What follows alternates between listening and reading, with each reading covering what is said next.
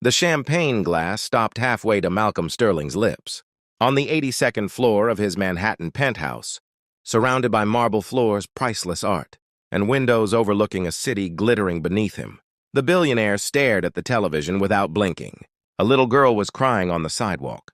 She couldn't have been older than 7. She stood beside a black suitcase almost as tall as she was, clutching a faded pink backpack against her chest.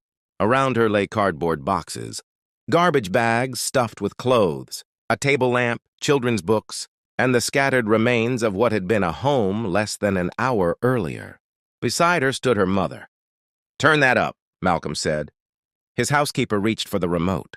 On screen, a reporter held a microphone toward the woman.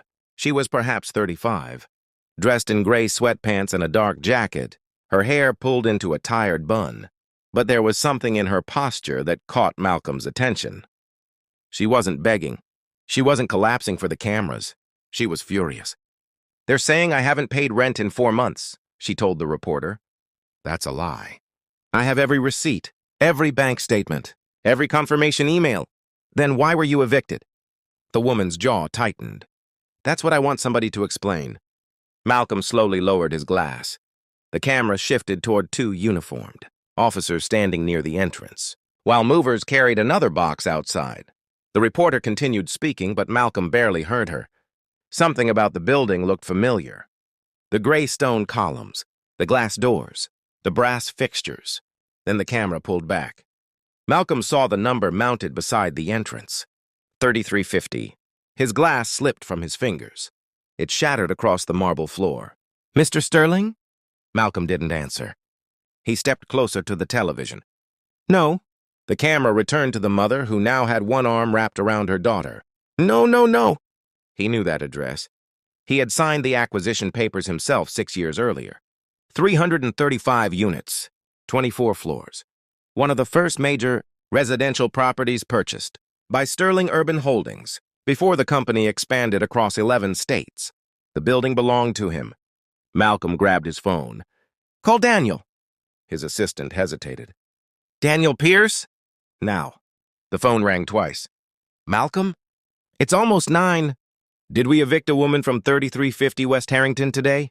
Silence. "Malcolm, I don't personally handle individual—" "Her name." Keys clicked in the background. Malcolm watched the television as the little girl knelt beside an open box and rescued a framed photograph from the pavement. "Her name is Tasha Reynolds," Daniel finally said. "Apartment 14C, 4 months delinquent. Multiple notices. Court order executed this morning. Who authorized it?" "Property management." "Who?" Another silence. "Leonard Vance." Malcolm's expression hardened. Leonard had managed several of Sterling, Urban's highest-performing properties for 8 years. His reports were immaculate. Occupancy rates were strong. Complaints were unusually low. Too low, Malcolm suddenly thought. "Send me the file." "Malcolm, it's a standard eviction." "Send me the file." 30 seconds later, his phone vibrated. Malcolm opened the documents. 4 missed rent payments, 3 written warnings, a final notice, court filings. Everything appeared legitimate. Then the reporter asked Tasha one final question. "What do you want people watching tonight to know?" Tasha looked directly into the camera. "I paid my rent." Her voice didn't tremble. "I worked double shifts when my daughter was sick. I skipped meals when things got tight, but I paid my rent every single month. Somebody changed my records, and I'm not going to let them turn me into a liar because they think nobody will listen." Malcolm stared at her. Then he looked back at the file. Something was wrong. He opened the payment history and scrolled through the dates. January unpaid. February unpaid. March unpaid. April unpaid. Yet the eviction order had been initiated in March. Malcolm stopped. That made no sense.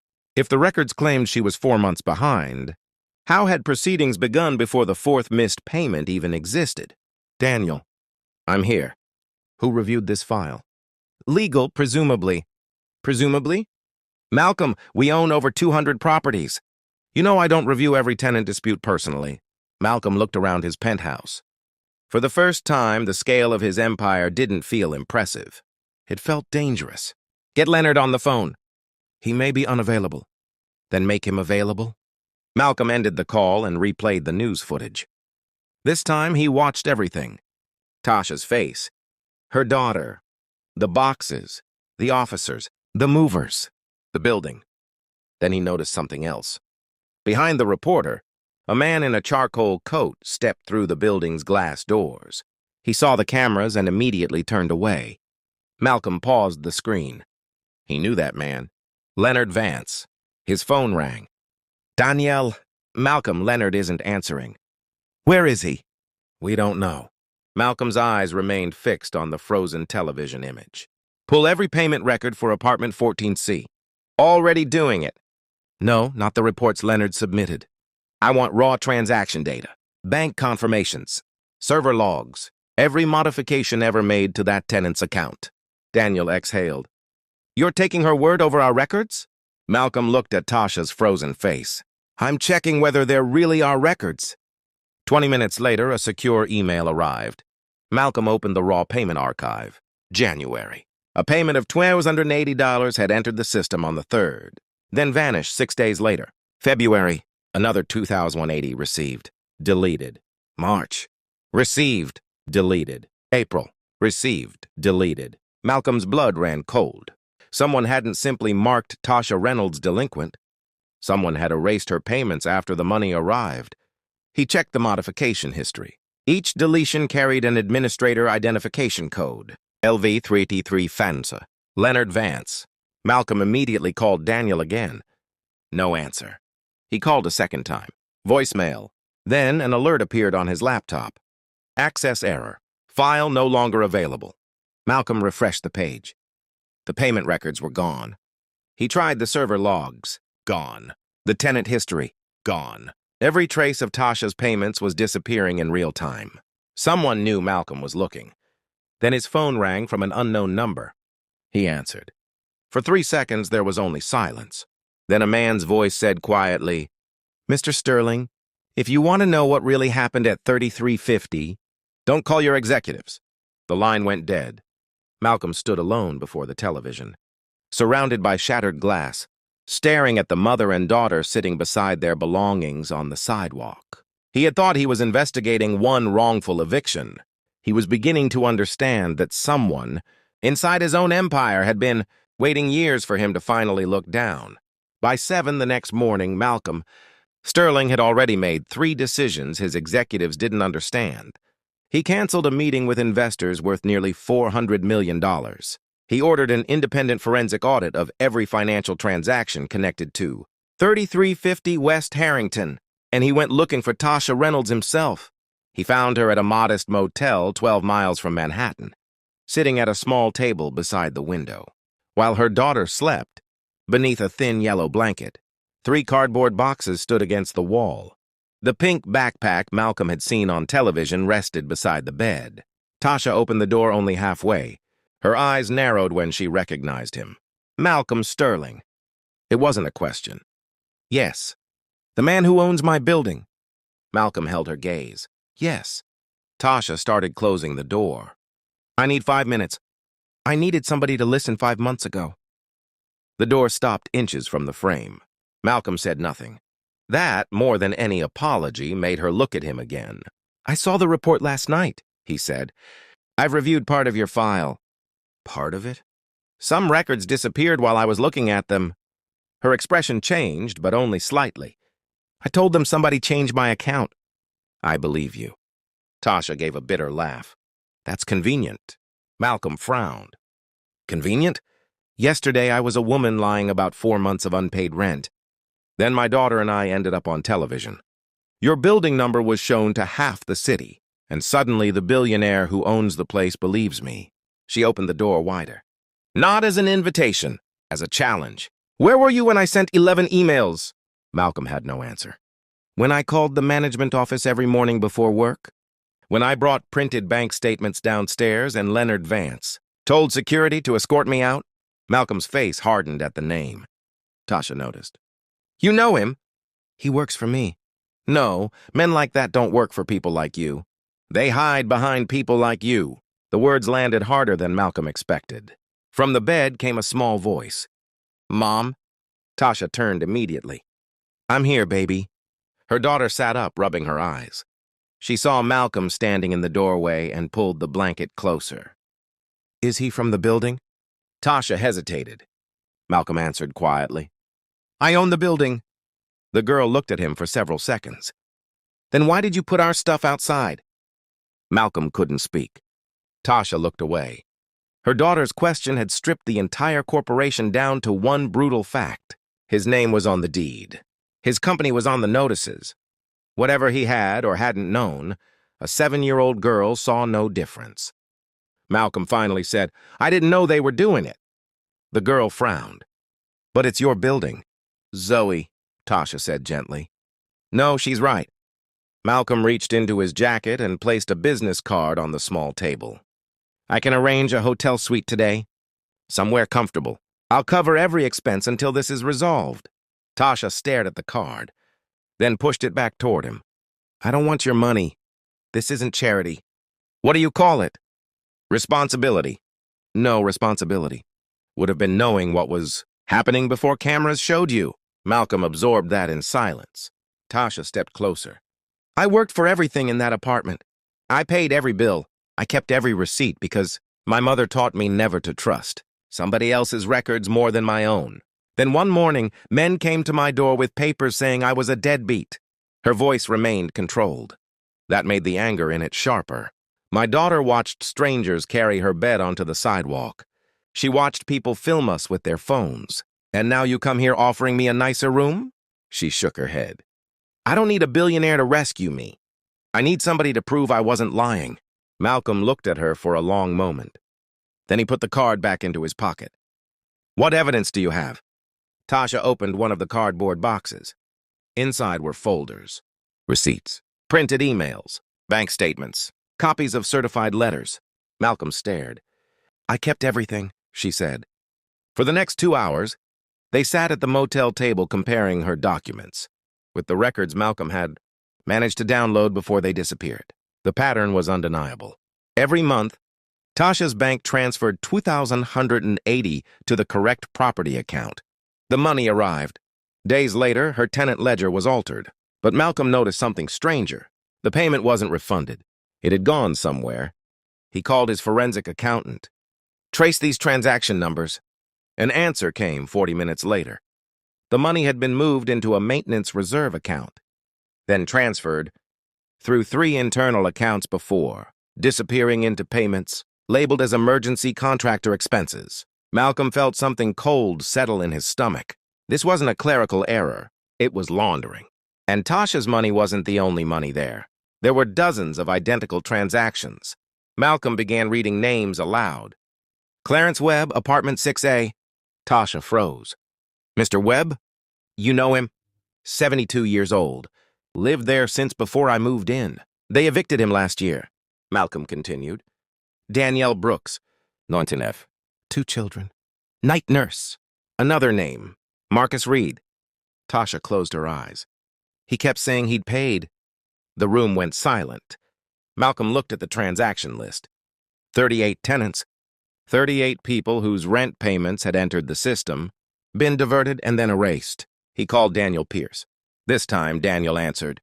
"Malcolm, where are you?" "How many tenants has Leonard Vance evicted from my properties in the last 3 years?" A pause. "I'd need to check." "Check now." "Malcolm." "Now." The keyboard clicked, then stopped. Daniel's voice changed. 112. Tasha stared at Malcolm. "How many buildings?" Another pause. 7. Malcolm slowly lowered the phone. 7 buildings. This wasn't one corrupt manager exploiting one property. It was a system. Then Daniel spoke again. "There's something else." "What?" "I checked who approved the internal transfers from those maintenance accounts." Malcolm waited. Daniel didn't answer. "Who approved them?" When Daniel finally spoke, his voice was barely audible. "They were authorized from the executive floor." Malcolm went still. The executive floor belonged to 12 people, men and women who had attended his wedding, sat at his table, built his empire beside him. For the first time, Leonard Vance no longer seemed like the biggest threat. Someone much closer to Malcolm had been protecting him. At 2:17 the next morning, Malcolm Sterling sat alone in the executive conference room, staring at 12 names. 12 people had access to the authorization level used to move, stolen rent money through Sterling Urban Holdings. One of them was Daniel Pierce. Malcolm leaned back slowly. For 15 years, Daniel had been more than his chief operating officer. They had built the company together, survived lawsuits together, celebrated acquisitions together. Daniel knew Malcolm's children. He knew the security code to Malcolm's penthouse, and now his name sat on the list. Malcolm's phone vibrated. Tasha! Someone was outside my motel room. He called immediately. Are you safe? For now. What happened? I heard someone trying the door handle. When I looked through the window, a man was walking away. Did you see his face? No. Malcolm stood. Take Zoe and leave. I'm sending security. No. Tasha. I said no. I'm not disappearing because somebody wants me scared. This isn't about pride, and it isn't about you giving orders. Malcolm closed his eyes. She was right. Again. Then tell me what you need. There was silence. Protection for Zoe, she said. And the truth. You'll have both. By sunrise, Malcolm had moved Tasha and Zoe to a secure apartment, owned by neither Sterling Urban nor anyone connected to the company. Then he returned to headquarters and quietly assembled a team of outside forensic investigators. No executives, no company lawyers, no Danielle. For 48 hours, they followed the money. The scheme was more sophisticated than Malcolm had imagined. Tenants paid rent normally. Selected payments were diverted into legitimate internal accounts, disguised as maintenance expenses, then routed to shell contractors. After several months of manufactured delinquency, tenants were evicted. The vacant apartments were renovated cheaply and relisted at rents sometimes 40% higher. 38 victims at $33.50. 112 across 7 properties. Nearly $6 million diverted. But one question remained. Who on the executive floor was protecting Leonard? The answer appeared inside an archived email. From Daniel Pierce. Malcolm stared at the screen. The message had been sent to Leonard 18 months earlier. Keep vacancy conversions within projected targets. No exceptions. I don't want unnecessary attention. Malcolm read it 3 times. It wasn't proof Daniel knew about the fraud, but it was enough to make him wonder. He summoned Daniel that afternoon. His oldest friend entered the office and closed the door. You've been avoiding me, Daniel said. I've been investigating. Without your legal team. Without anyone whose access code appears on stolen transactions. Daniel's expression changed. Malcolm slid the email across the desk. Explain it. Daniel read it. Vacancy conversion is standard terminology. 112 families were evicted. I didn't know that. $6 million disappeared. I didn't know that either. Your authorization level approved transfers. So did 11 others. Malcolm stood. Then help me find out who. Daniel looked at him for a long moment. I've been trying to protect this company while you've been running around playing detective with a woman you saw on television. Malcolm went still. Daniel immediately realized his mistake. A woman? Malcolm's voice was quiet.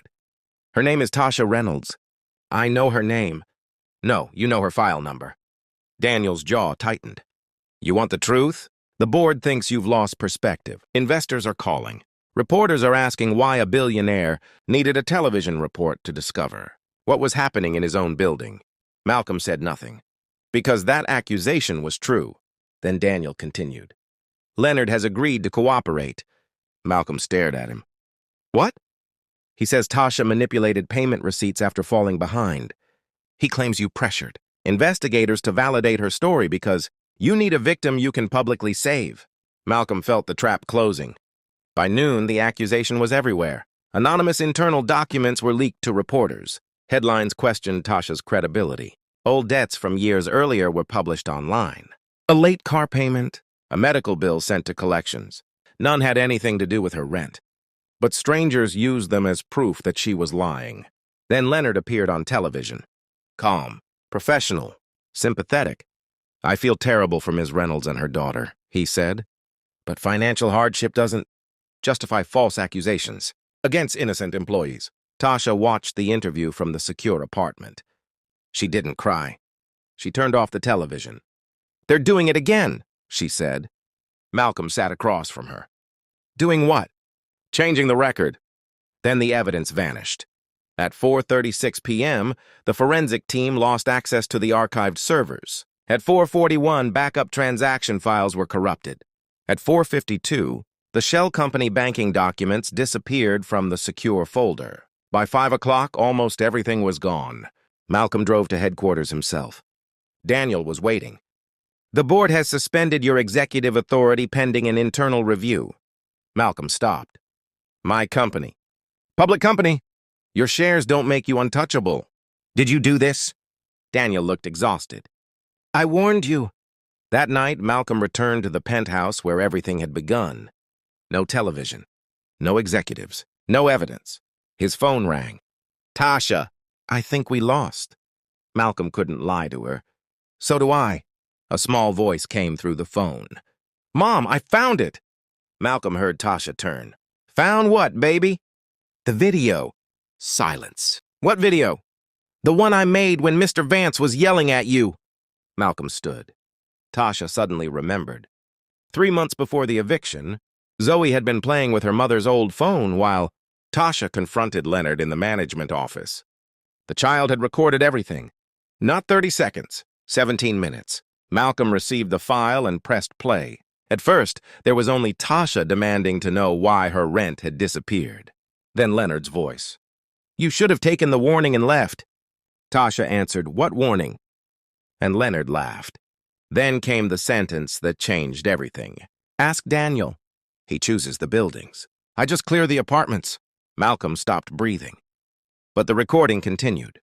Another voice entered the room. "Daniel Pierce. Clear. Unmistakable." Leonard shut the door. Malcolm listened until the end. 17 minutes later, he knew exactly how the scheme worked. He knew who created it. He knew who protected it. And Daniel still believed the evidence was gone. Malcolm looked at the television where he had first seen Tasha and Zoe sitting beside their lives on the sidewalk. Then he made one call. "Invite every tenant, every executive, every board member, and every reporter who called us a liar." The voice on the other end hesitated. "Invite them where?" Malcolm looked at the frozen image of the number above the entrance. 3350. This time, Daniel Pierce would have nowhere left to hide. At 10:03 the next morning, more than 200 people stood outside 3350 West Harrington. News vans lined the street. Cameras pointed toward the entrance, where Tasha Reynolds and her daughter had been filmed beside. Their belongings only days earlier. Former tenants stood among current residents. Board members whispered beside company attorneys. Sterling urban executives gathered in small, nervous groups. And in the front row sat Daniel Pierce, calm, confident. Beside him stood Leonard Vance. Neither man knew about the recording.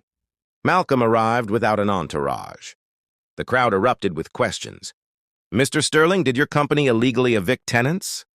Are you protecting Tasha Reynolds to save your reputation? Have you been removed as CEO?" Malcolm ignored them and walked toward a temporary platform positioned directly beneath, the number above the entrance, 3350. Tasha stood nearby with Zoe. Their eyes met. "You sure about this?" Tasha asked. "No." She almost smiled. "Good, at least you're telling the truth." Malcolm stepped before the microphones. "My name is Malcolm Sterling. I own this building." The crowd became quiet. 6 days ago, I watched television from my penthouse and saw a mother and her 7-year-old daughter sitting on this sidewalk beside everything they owned. He looked toward Tasha. "The camera showed this address. I recognized it because the building belonged to me." He paused. "But I didn't recognize the people living inside it." Daniel shifted in his chair. Malcolm continued. "For years, I measured these buildings by occupancy rates, revenue, acquisitions, and growth. I trusted reports because the numbers looked good. And while I was congratulating myself on building an empire, people were being robbed inside it." A reporter shouted, "Are you admitting responsibility?" "Yes." The answer silenced everyone. "I didn't authorize these fraudulent evictions. I didn't know about them. But ignorance isn't innocence when your name is on the building." Tasha lowered her eyes. Malcolm turned toward a large screen. 38 tenants at this property paid rent that was later erased from their accounts. Across 7 buildings, 112 families were targeted. Names appeared. Clarence Webb, Danielle Brooks, Marcus Reed, Tasha Reynolds. More followed. Gasps moved through the crowd. Malcolm displayed bank confirmations, certified receipts, and transaction numbers preserved independently by tenants. Daniel stood. "This is theater." Every camera turned toward him. He walked toward the platform. "These allegations rely on incomplete records and testimony from financially distressed tenants. Malcolm has compromised this investigation from the beginning." Tasha stepped forward. "Financially distressed?" Daniel faced her. "Ms. Reynolds, I sympathize with your situation." "No, you don't." Her voice carried across the sidewalk. "You published my debts. You took a medical bill from 5 years ago and used it to convince strangers that I don't pay my rent." Daniel's expression remained controlled. "I never published anything." "Then maybe you'd like to explain how my money disappeared." "I don't manage individual tenant accounts." Tasha stared directly at him. "That's what Leonard said." For the first time, Leonard looked nervous. Malcolm nodded toward the screen. A diagram appeared.